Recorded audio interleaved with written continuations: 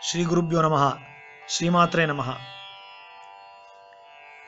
லலிதா நவரத்ன மாலை நவராத்திரியுடைய 4வது நாளில் உங்களுக்காக சொல்லிட்டு இருக்கிறது மகாசாஸ்திரு பிரியதாசன் அரவிந்த் சுப்பிரமணியம். முத்தேவரும் முத்தொழில் ஆற்றிடவே முன்னின்றருளும் முதல்வி சரணம், வித்தே விளைவே சரணம் சரணம், வேதாந்த நிவாசினியே சரணம், தத்தேறிய நான் தனையன் தாய் நீ, சாகாதவரம் தரவே வருவாய், மத்தேறு ததிக்கு இணைவாழ் உடையேன், மாதா ஜெயவோம் லலிதாம்பிகையே. முத்தேவரும் முத்தொழில் ஆற்றிடவே முன்னின்று அருளும் முதல்வி. பிரம்மா விஷ்ணு ருத்ரன்னு சொல்லக்கூடிய மும்மூர்த்திகளும் தங்களுடைய தொழிலாக இருக்கக்கூடிய படைத்தல் காத்தல் அழித்தல் அப்படின்னு சொல்லக்கூடிய அந்த மூன்றையும் குறைவில்லாமல் பண்றதுக்கு அனுகிரகம் பண்ணக்கூடியவள் நீதானம்மா. உன்னுடைய அருளினால்தான் இந்த படைத்தல் காத்தல் அழித்தல்ங்கிற தொழிலை மும்மூர்த்திகளும் பண்ண முடிகிறது. அப்பேற்பட்ட உன்னுடைய அருளினால் இந்த மொத்த பிரபஞ்சமும் இயங்கிறது அப்படின்னு சொல்லி இந்த பாட்டை தொடங்குறார். இந்த சக்கரம் மலரும் போது மனம் ஊக்கமடையும், உடல் ஊக்கமும் அதிகரிக்கும். மணிபூரக சக்கரம் அப்படின்னு சொல்லக்கூடிய இந்த சக்கரம் 10 இதழ்கள் கொண்ட தாமரையா இருக்கு. இந்த சக்கரம் விழிப்படையும் போது உடல் ஆரோக்கியம் தீவிரமடையும், தெள்ளிய அறிவு ஏற்படும், முகத்தில் ஒரு காந்தி உண்டாகும்.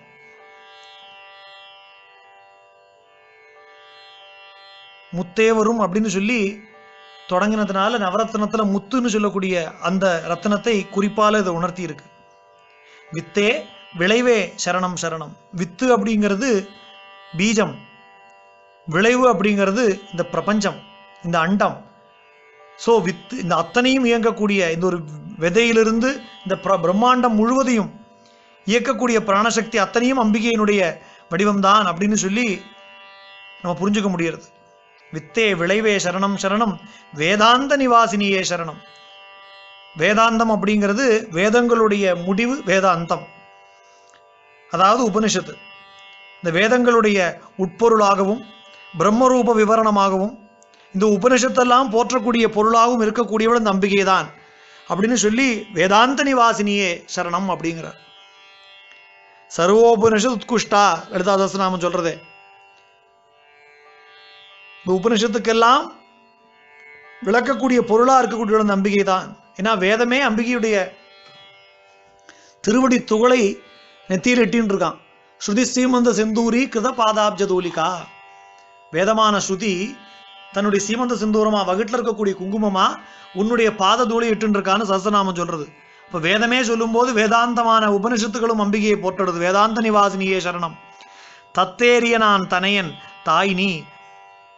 தத்துன்னு சொல்லக்கூடிய உண்மையை நான் உணரணும்னு ஆசைப்படுறேன், அன்னையாகி நீதான் என்னை கடைத்தேற்றணும். ஏன்னா தத் அப்படின்னா அது, மகா வாக்கியம் சொல்லக்கூடிய தத்துவமசி அது நீ என்று அறிவாய்.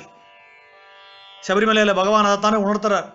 தத்துவமசிங்கிற மகா வாக்கியத்தை அவர் உபதேசம் பண்றாரு.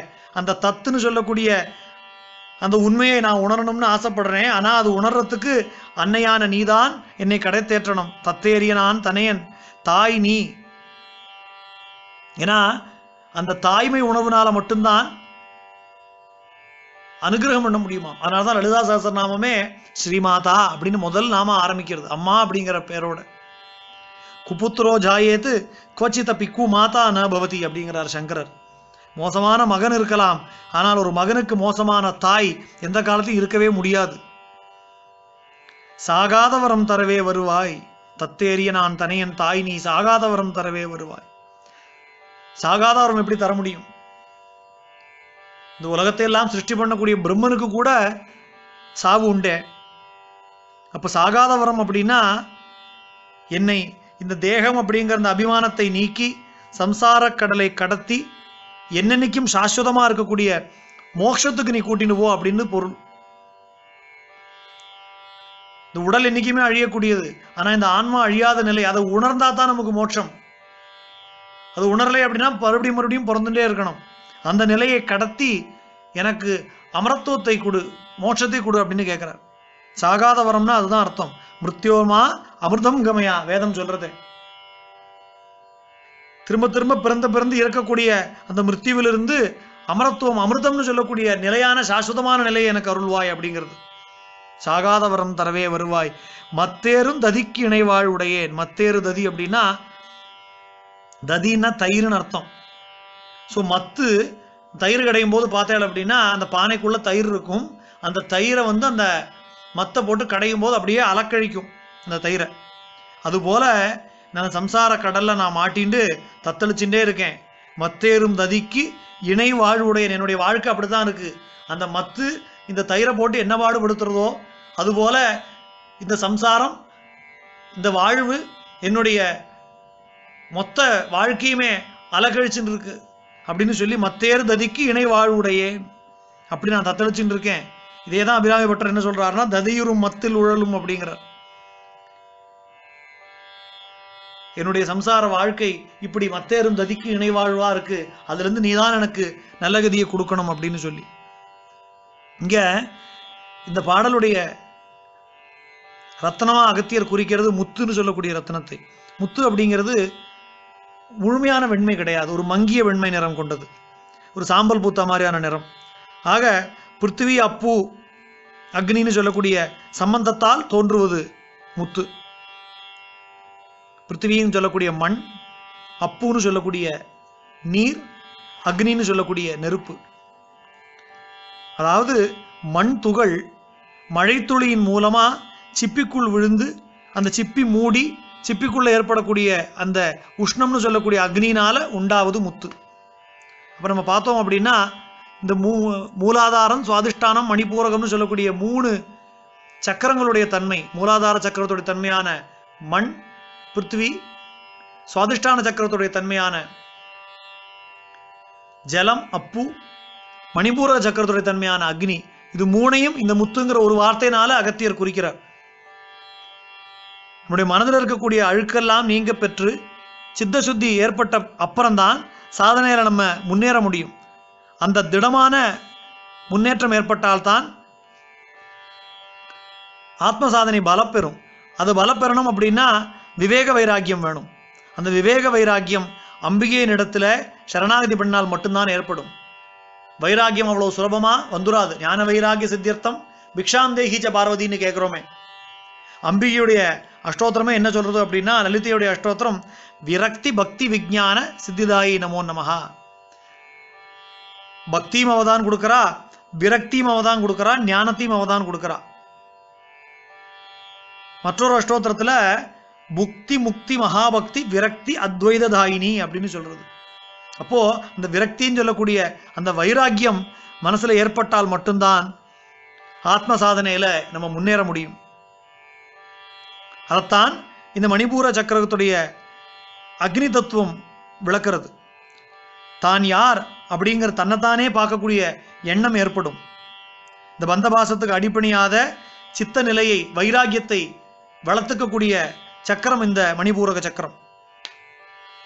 இந்த மூலாதாரம் சுவாதிஷ்டானம் இந்த 2 சக்கரத்துக்கும் அக்னிகண்டம் அப்படின்னு பேரு.